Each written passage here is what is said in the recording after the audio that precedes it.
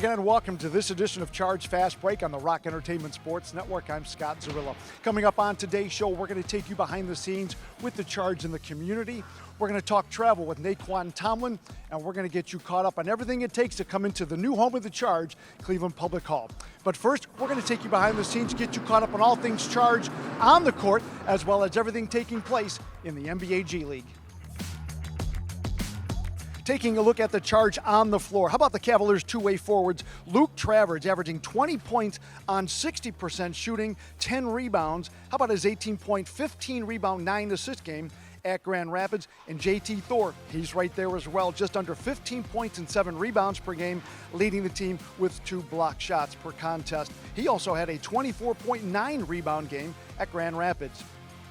Jules Bernard right behind, 19.5 points, 7 rebounds with 2 double-doubles, and he had a 29-point effort at Motor City. Darius Brown has been solid at the starting 2-guard spot, averaging 5.5 assists per game, including a career-high 12 at Motor City, while Eli Hughes leads the team in scoring off the bench at 16 points per game and is among the league leaders, shooting 89% from the free throw line. The Charge as a team, you see their stats right there. Number 1 for me, however, number 6 on that list, just 14.7 turnovers. You know how much I hate those. Charge doing a great job this season taking care of the basketball. Now we turn our attention to around the NBA G League. Jaden Shackelford of the Valley Suns already has career-high games of 41 and 43 in back-to-back games. In that 41-point effort, he had 11 made 3 balls. Isaiah Wong of the Salt Lake City Stars, he scored a career-high 41 and was named a recent Player of the Week. And congratulations to Tom Hankins, head coach of the Indiana Mad Ants, on earning his career coaching win, number 100. And with that, let's take you around the NBA G League for the most recent top 10 plays of the week. Which is a huge discrepancy, especially in a one-possession ball game. That is the difference. Oh, man, that could have been dangerous. The Magic saw Jalen. When he's of service, he had 14 fouls in his last 3 games, and then last time out against Delaware had 5. Oh my God, let me let you take that away first and foremost. Keeping his team within distance here. Timmy, nice spin move all the way in and finishes. South Bay, it makes sense that they're down bodies, but Rip City, they should have some type of offensive flow or some chemistry. But Reese with the jam! Long rebound, Baycott will chase it down. Nice feed. Oh! And what opportunity! One hand on you, Starkey! Puts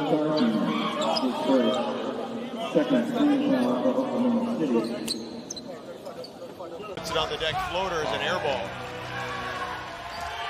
Veal on the move. High off the glass and in for Veal. What a shot. it's a tough basket.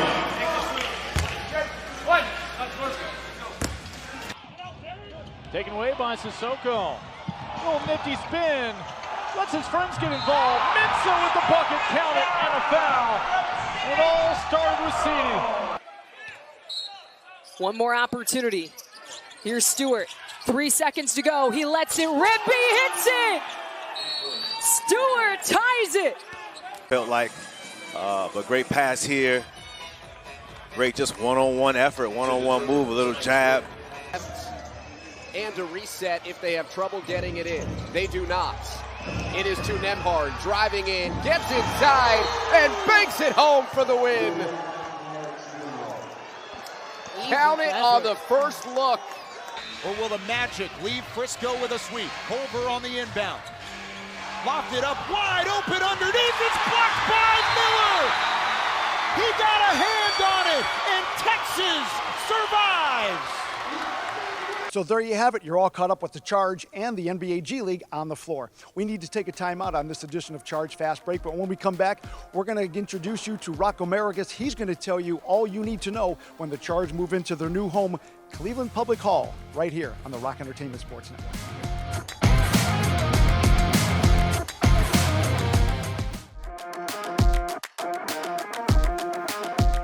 Welcome back to Charge Fast Break. I'm Scott Zarilla. It is a very exciting time for the Cleveland Charge as we are getting ready to move into our brand new home, Cleveland Public Hall. And to help us do that, we've got the Senior Vice President and Chief Operating Officer of the Charge, Rocco Marigas. Rocco, thank you for joining me. Thank you so much for inviting me. I'm excited. Rocco, first thing we want to talk about before we talk about Public Hall is why the move to Public Hall? No, absolutely. Yeah, we're very excited about this move, but what it allows us to do as an organization, I mean, the transition to Cleveland State and what we were able to do there was fantastic, and we actually maximized that space. There was no more space for us to go. We couldn't grow any further on the floor.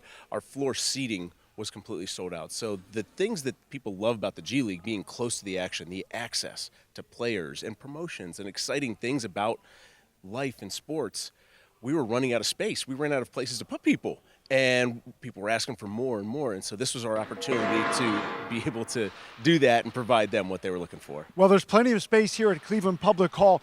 We're excited, and I thought it was really interesting when we talked earlier that the city is equally as excited for us to be here as well.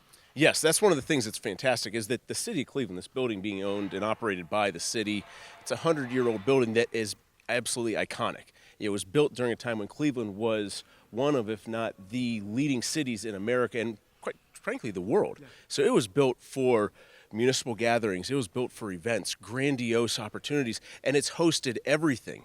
And now to be able to breathe additional life back into it and see it come to life with a crowd, loud, and there's going to be LED boards and promotions, the things that people expect from a modern-day experience, we can't wait to bring to life here. See, that's what I was going to say. The building is over 100 years old, so it took a little time to kind of upgrade it a little bit to get the league approval for the Charge to move into the building.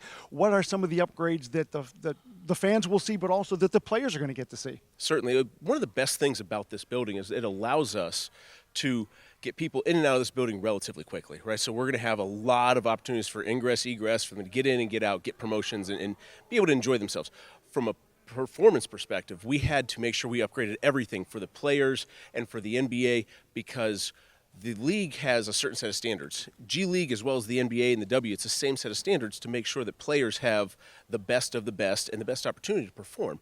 And so the locker rooms, the training rooms, the fitness center, the game day experience, even for the officials, however you may feel about the officials, we still want to take care of them. And so we make sure that those are top notch. They've been fully upgraded. They actually are just getting their finishing touches, paint, a few decals, make sure that we liven up the place. And if you've been to Rock & Mortgage Fieldhouse, you know how beautiful it is there. We're trying to make sure that the players feel the same experience and the same love here. And with that being said, there's a whole lot of people that have had their fingerprints on the move into the building because this is not an easy transition. No, this is not. It has not been an easy move. The fantastic thing about bringing life to this and doing what we do as an organization is making it top-notch. The fans expect it to be the best of the best experience, and so to be able to do that, our building team, the people behind the scenes that, a lot of folks don't understand the work that goes into even just flipping the floor from Monsters Ice to Cavs hardwood, that same team of people has been effortlessly doing everything they can to make this come to life.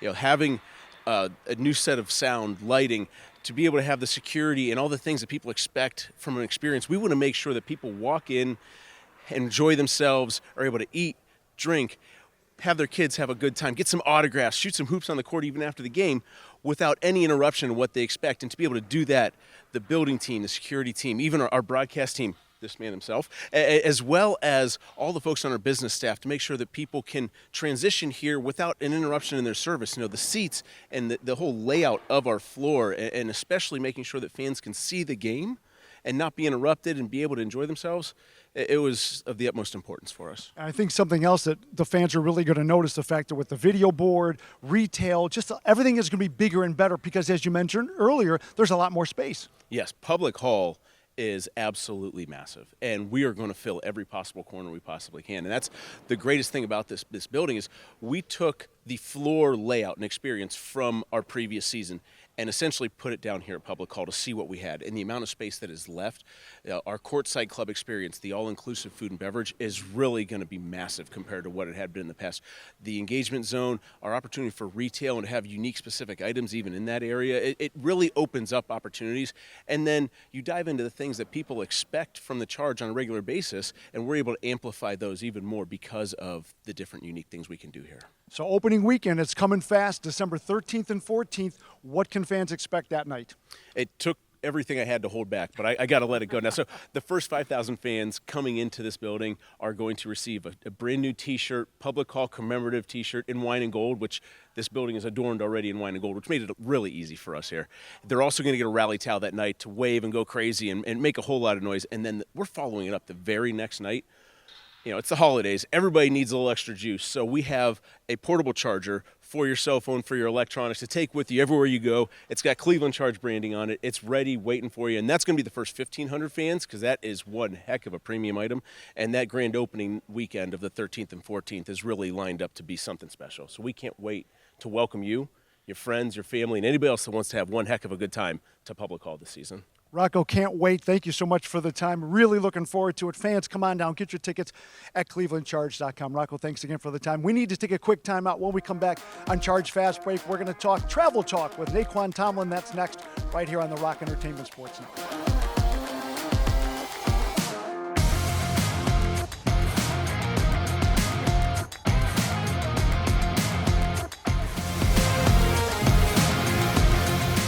Welcome back to Charge Fast Break. It's a real pleasure to welcome Nae'Qwan Tomlin because it is time for Travel Talk. Nae'Qwan, thank you for the time. Everybody likes to get someplace else, right? Traveling. But usually the nonsense is what really turns people off, right? Buses and planes and cars and all that sort of stuff. In and of itself, do you like traveling? I love traveling. Here and there. Here and there. Here and there, here and there. So you're at Memphis, a major college program, so you travel to some cities and stuff. Do you enjoy going to new arenas, different arenas, seeing different places like that? Oh, yeah, most definitely. That's one of the things that I like the most about traveling, seeing different arenas, just seeing different crowds, and, just trying to get a win at their home. That's always the best part. Yeah, when you leave and they make their arena quiet. Yeah. With the Charge, now that we're traveling, do you have a road dog, a guy that you tend to hang out with all the time, or is it just everybody's with everybody? I feel like everybody's with everybody, pretty much. I got some of my guys, Gabe, Ferran, Gilly, pretty much really all the guys, DB. Yeah. But. All right. So let's talk travel specifically. When you're traveling, do you have a specific thing you like to listen to? Because everybody's got the headphones and the earbuds and everything. Podcasts, music, and if you're listening to music, who are you listening to? Mainly music or movies. Yeah, that's pretty much what I do. I'm either listening to music or I'm watching a movie. Okay. So with music, on a plane, sometimes I like to just listen to like some R&B, some reggae, and like movies. Like about movies, sure. I pretty much just watch like comedy movies or action movies, Marvel, stuff like that. Anything to kill the time. Anything to kill the time, yeah. Now we're talking flying. Some people uncomfortable flying, our cameraman. Some people are afraid of flying. Are you cool with it? Yeah, I'm cool with flying. You seem like it because you and I sat together the other day. Yeah. I'm cool. With that being said, though, you're like 6'8", 6'9", trying to fit into those seats. How is that one of the worst parts of flying? That's the worst part of flying. That's why I usually always if I'm booking a flight, it's either first class or exit row. Okay. Now, on top of that, though, I've sat next to tall guys before, and I've been shocked when they say, because I'll offer them my seat, and they prefer the window because they can lean their head up. But some guys at your height want the aisle. Yeah. Which do you prefer? If it's like one of those no legroom seats, I prefer the aisle because then I could turn and put my legs through. Yeah. Which you did. Which I did. I won't name the airline, but boy, we struggled the other day coming in. We definitely did. Now, how about on a bus? Depending upon who you're sitting with, or if you even have somebody next to you, do you tend to sit straight up, or do you put the legs out across the aisle, or how do you make that work? Usually, I'm sitting by myself, so I definitely, to the side, have my leg back to the glass, and kick my feet out. Now, can you sleep on a plane? Can you sleep on a bus? I can fall asleep like that. Can you? It depends. Sometimes what I try to do is, it's like a travel day, I try to stay up. Okay. Like at night and then sleep during the travel. Okay. All right. Sometimes I try to do that. Because when you and I flew the other day, I was sleeping, so I don't know if you did or not. I was up. Okay. A road trip essential. When you're on the road, what do you have to have with you? You cannot leave the house without it. Have to have my headphones. Okay. Yeah. It's that simple. It's that simple. Yeah. Now, one of the struggles I find is eating. It may not look like it, but I eat all the time. Are you an eater when you fly? Are you looking for meals, or are you cool with just a couple of snacks here and there to kind of get you through? Like during the flight, Just anything throughout the course of the day. Throughout the day, I'm definitely looking for like a meal and then some snacks during the flight. Okay. Yeah. So if I have like a layover, I'm gonna eat some food. All right. And then grab some snacks for the flight. What is the snack? What is the go-to snack? You have one? Some chips. Yeah, pretty much some chips and Ruffles. Some Ruffles or maybe some like cashews, some salty cashews, something like that. Yeah. Okay. Maybe the most important question when it comes to flying: do you have TSA pre-check? I do have TSA pre-check. I had to get it. You have to get it. I had to. You had to get it. Okay, so we've traveled. Now we get to the hotel. Do you live out of the suitcase or do you unpack? I live out of the suitcase. Okay. Sure. This makes it easier. Yeah. Some hotels now, they have 2 beds. Yeah. How do you determine which bed you sleep in and which one you just throw your stuff on? So I'm usually gonna choose the one closest to the door. Okay. Yeah. Okay. I'm usually the one closest to the door. Okay. Or closest to the window, but mostly to the door. Okay. Though, yeah. Okay. Really depending on where the TV is. Okay. Yeah, all right. We got to know. You got it. The TV is closest to. Whatever bed the TV is close to, that's the bed I'm. You got to get it right. Now, for those of our viewers that may not know, basketball players, the routine is to nap in the afternoon on a game day. Right. Are you a napper? Not really. Ooh, wow. Not really. You and Tyrese Halliburton. Yeah. Did you hear about that? Tyrese Halliburton, he never took a nap. One of his teammates said, dude, you're missing out. You got to take a nap. He took a nap, had an awful game, said, I'll never take a nap again. Yeah. Wow. Because some guys, they take like hour or 2 naps. They set 2 alarms. Mm-hmm. You're not a nap guy. No, I'm not a nap guy. Good for you. The dreaded shower head. Mm-hmm. We've got the angle, traditional. You've also got the one straight up. You have a preference?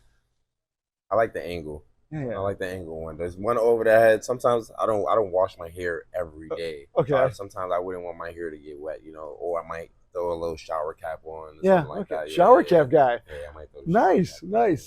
Okay, end of the day. Sitting in the hotel room by yourself. Are you playing games, chatting with somebody? What are you doing? Wrapping up the day. On the travel, it really depends on how long we're there for. We're there for a couple of days. I might bring my system with me, play some games. Yep. But usually I'm probably just on the phone with some friends. Okay. So let's wrap it up with this. I think I remember because you said, what's the worst part of traveling? Pretty much on the flight? Yeah. Trying to fold yourself in? Trying to fold yourself. Is there a best part of flying? And if so, what is it? Best part of flying. I mean, it can be fun. We're all hanging out together, right? I mean, I'm trying to help. I guess. Honestly, I feel like the best time that I have on a flight is if I do fall asleep on the flight. Now I went to sleep and I woke up and now I'm there.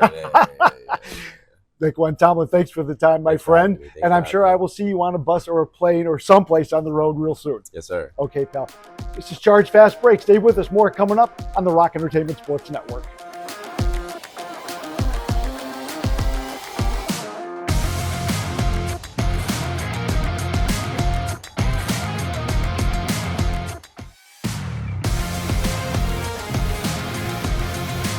Up this edition of Charge Fast Break. Well, we've talked about the Charge on the court, but what about them off the court? Recently, they had a chance to go to the Cleveland Book Bank, and they sat down with children to not only pick out some books, but they did some reading as well. So let's take a look. How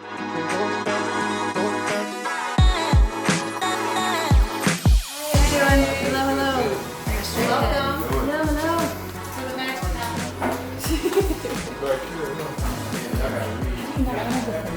Hi, friends. Hi. Thanks for coming out. I really appreciate you all. It's so nice.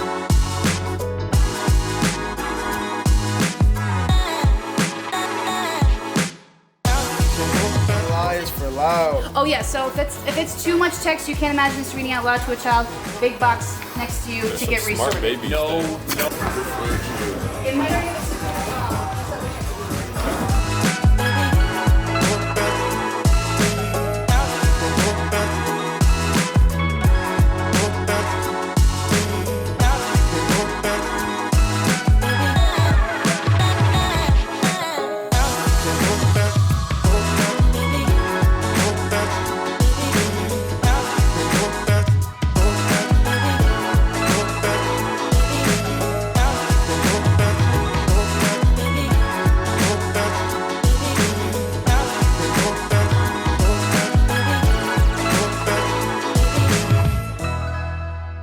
I know the guys had a lot of fun, and I enjoyed watching it. Hope you did too. So that's going to do it for this edition of Charge Fast Break. Don't forget, Charge on the road Monday and Tuesday, 7:30 at Iowa.